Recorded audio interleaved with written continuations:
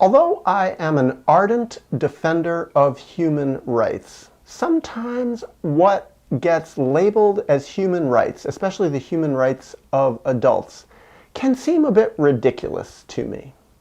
Recently, I was reading the United Nations Declaration of Universal Human Rights. I believe that's what it's called. And it troubled me.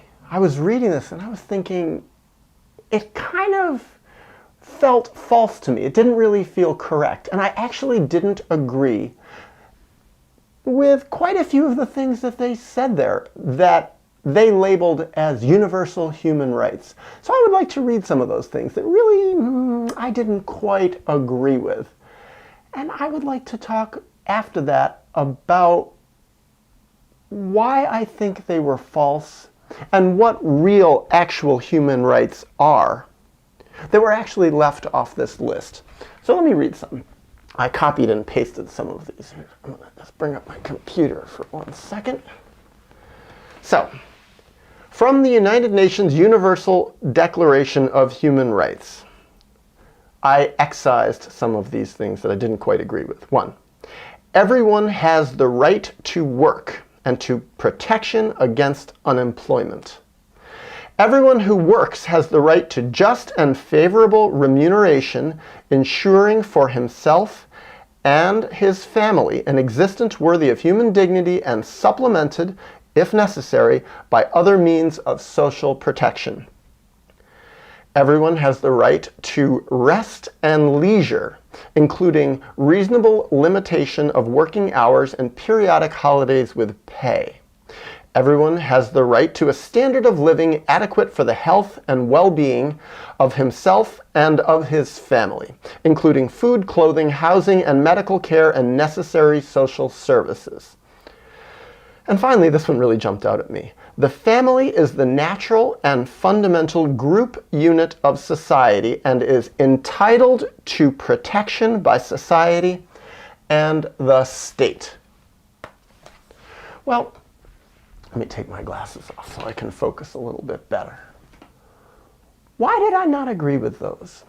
I'm not saying that those are things that people don't want. I certainly want a lot of those things, and I like a lot of those things. But are those my rights? Do I have a right to be protected by a government if I don't have enough money? Do I have to have a government that gives me clothing and housing and medical care and insurance if I lose my job? Is that a fundamental right of mine? I actually kind of question that. And the reason that I question that is I think that puts the government or any government or the world, some big organization, in the position of being the parent. And suddenly I'm a child who can't take care of myself and needs someone who's going to look after me and nurture me.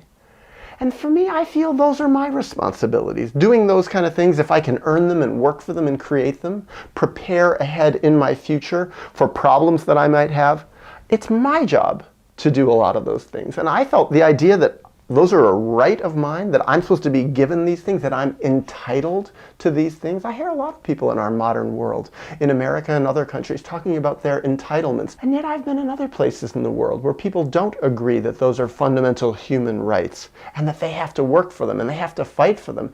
And a lot of times what I've seen in places like that is that people have more self-esteem. They have more of a sense of responsibility. They have to work to earn things. They're not just being given things. I think a lot of times when people are just given things that they didn't work for or fight for or sacrifice for or struggle for, they become soft inside. But more so, they lose their sense of being empowered. A lot of times people don't say that. They say, oh, it's the responsibility of the world, the government, whatever it is, to empower me. But I don't believe that. I believe it comes from the inside. But this isn't really even what I wanted to talk about. What I wanted to talk about at a deeper level are the human rights that were left off this list. And there were a lot. I've talked about this in varying ways in other videos. But I think the real area of human rights that's so profoundly neglected by the United Nations, it's ignored by governments, it's ignored by the media, it's ignored by most people, it's ignored by this fundamental unit of society, the family system. And that is the right of the child. The different inalienable rights of the child to have emotionally healthy parents, psychologically healthy parents, to grow up in a world that is safe and free, where the child can go outside and play without having to worry about being hurt or attacked.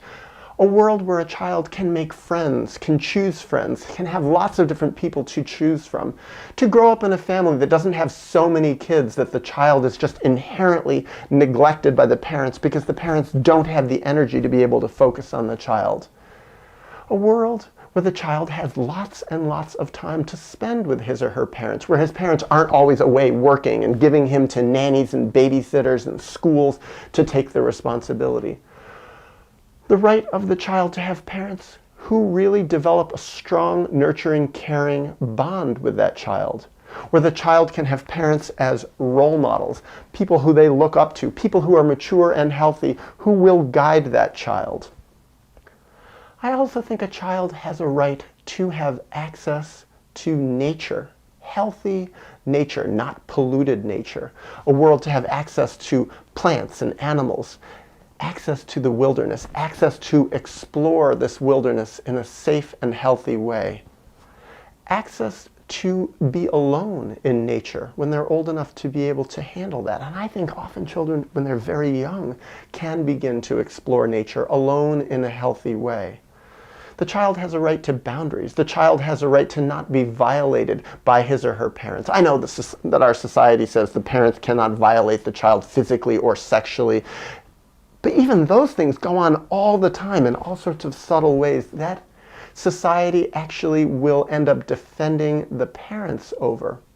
And who enforces these human rights? Who says that it's not okay for parents to violate their children's human rights? Who says that it's not okay for parents to bring up their children in a world of war and deprivation and horror? Who says it's okay for parents to have children when the parents themselves are sick and ill, when the parents don't have enough money to support the child? Why is that the government's responsibility? Isn't it the responsibility of the parents to not have children when they know they will not be able to fulfill their children's human rights? So that really comes to my mind. I think a lot of times what happens when we define these United Nations Universal Declaration of Human Rights is that people and society displace the unmet needs, the unfulfilled rights of the child, and they displace it onto adults. Basically, what happens is they don't even talk about all the different ways in which parents failed children, and instead they make it out suddenly like it is the responsibility of governments of the world to treat adults like the children that they once were, and then meet their needs then. But to me, that is so misplaced, and also it's a massive waste of energy. You really want to have a healthier world? What we need is to meet the needs of the children, respect the actual fundamental rights of the child to help them grow up and develop into mature, non-traumatized individuals. And then we won't have to worry about all these sort of extraneous and often stupid and misplaced rights that we call human rights of adults.